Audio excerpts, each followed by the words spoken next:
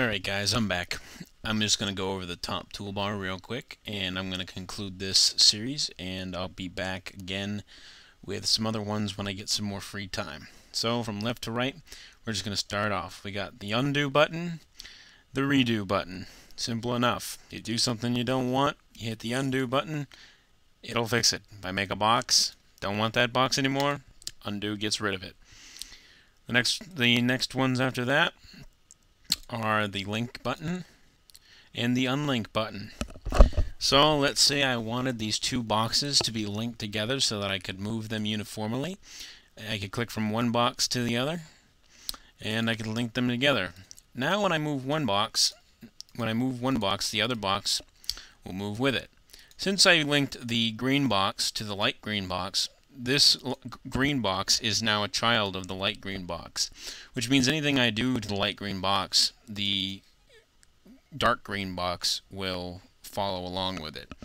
And if I wanted to get rid of that link, I would select both boxes and hit the unlink button. And now you can see that the light green box and the dark green box are no longer connected. The next tool I'm going to go over is the Select Objects tool, which you've seen me using by now. It's self-explanatory. You click on the object which you want to select. You can also click and drag to make a selection box. And there's actually a few options for the selection boxes, which are right here. You can choose a style of selection box. There is draw a selection box, which you can use to draw a irregular shape around a certain area of objects. And there's a few others, like the polygonal one, which you can draw straight lines so that you can find a specific selection. This box right here is for the selections, and basically what it says is it selects objects that are it lets the program know if you want objects to be selected that are only inside the selected region or objects that are in it but not quite out of it. So if I have it like this, if I drag, if the dark green box is not fully in the selection area, you see it gets selected. If I highlight this, when I do this, the dark green box does not get selected because it's not entirely in the highlight area. Now, this is the select by name. This is actually the view for the hierarchy, and you have a bunch of options in here which I will explain in a minute. Okay, so you can see we have a list of all the objects in our scene right here, and we have some, and you can choose which type of objects you want to show up.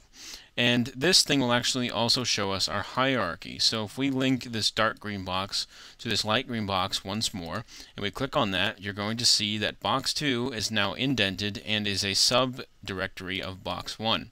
So that tells us that box 1 and 2 are selected. Now when you have a lot of objects in a scene, sometimes you're not going to always be able to, do it in the viewport. So you can also unlink by using the hierarchy screen. So if I click on the green box here and I hit unlink, and I go to that and I select the green box, oh, sorry, 1 minute. Okay, well, what I'm going to do is I'm going to do this. I'm going to unlink these. Okay, I'm going to unlink that so that they're back to normal. Now let's say I couldn't exactly see these two objects in my scene because I had a lot of stuff in them, and I needed to link the green box to the light green box, but I couldn't really see it. I could say, okay, I could open this up, I could look for the, you'll notice the dark green box is now gone, and the only thing left is the light green box, and I hit link, and it'll do it by using the hierarchy. The next tools are the translation tool, which is self-explanatory. When you click on an object, you're going to see the gizmo, and a neat little trick for the gizmo is you can actually hide it by hitting X, and you can make it larger or bigger by using the plus and minus keys on your keyboard. Now the gizmo is self-explanatory. You'll see the 3 axes of translation, Y, X, and Z. Move it on the X-axis, the Z-axis, and the Y-axis simultaneously by clicking on the arrows. If you want to move it on more than one axis on a plane, you can highlight the boxes. This box, for instance, here in this corner is the ZY plane, which allows me to move the objects in that way, and it's basically more along the lines of a free move. The next tool is the rotation tool. Now, if I don't, you'll see 3 lines which also represent the axes of the thing, and it's the same deal with the size of the gizmo, or if you want to hide it. I can select one of the lines and I can rotate it directly along that axis, or I can select the circle itself, in which it'll highlight gray, and then I can free rotate it in any direction. Now, every object in 3ds Max has a pivot which decides where it is rotated and translated from. To adjust that pivot so that you can make objects move in different directions, you would select an object, you would come over here to the Hierarchy tab, you would select Affect Pivot Only, and now you will see a miniature gizmo. Now, that gizmo is the pivot for this object. If I move the pivot from that position, let's say I put the pivot on top of the box instead, and I take off the Affect Pivot Only, now when I go to rotate it, the box will rotate from a different position. This is crucial for animating and for getting things. I'm actually going to have to talk about pivots a lot when I go to do like a weapon tutorial or a vehicle tutorial or anything along them lines, because pivots have so much to do with what happens in Battlefield 2 files that it's ridiculous, and it has a lot to do with Battlefield 1942 as well. The next one is the scale tool. Now you have to watch out when you use the scale tool, because it'll make the object larger and bigger. That is a given, but it won't necessarily always give the required results. So it's just like the translate and rotate tool. You're going to see the gizmo, and you're going to be able to click on either a single axis to squeeze it out this way, or a z-axis to squeeze it out that way, whatever. I can't really think of a way to demonstrate it right here, but the scale tool can create very strange relationships between objects to a point where things don't quite work out. I think the easiest way to demonstrate that is with a teapot.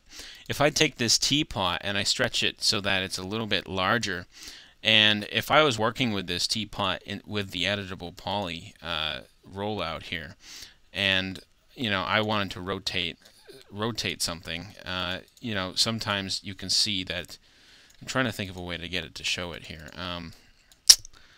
Oh, yeah, there we go. You'll notice that when I select the object and say I wanted to rotate all those things, well, you'll notice that they're separated, and that's partially because of the scaling. And you don't want this sort of effect. So instead of scaling like that, I'll show you another way to scale some other time. And scale has a few different options as well for how you want to scale it and whatnot.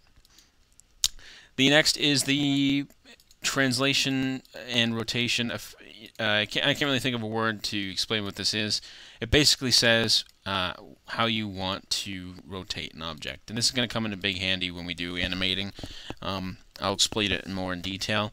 Basically, it's just a list of different points in the program that you can rotate and move things from. If I do view, then the gizmo will be lined up to the grid. If I do world, it'll be lined up to the world's orientation. If I do local, this gizmo will be lined up to the object's pivot. So let's say this object's pivot was actually off at an angle. You will now see that when I go to translate this object, you'll notice that I can get it to move at the angle of the pivot. And you can set it to be in the direction of the grid and all that other great stuff. And parent's another good one that you can use. That's like if I have box A with a pivot that's rotated a little bit, okay, and this is a child of that box, and I want this box to use that box's translation, I can do that. I can use that box's pivot to make that thing move. These are 3 tools that I want to go over real quick. They are the snap tools, and they're pretty self-explanatory. If I want to rotate something or move something, but I want to make it very uniform, I use the snap tool, and you'll notice that my mouse now snaps to the grid line, and I can move things very precisely. Now it's moving at a rate of 10 at the moment. You can lower that to be smaller, so you wanted to move it at a rate of how does it work here? Well, I'll come back to that, but regardless, that's what it does. Same thing for rotation. You have the rotation snap, which allows you to rotate to a very precise amount. I think it's adjusting by 5-degree increments at the moment. The scale snap, which allows you to scale an object at a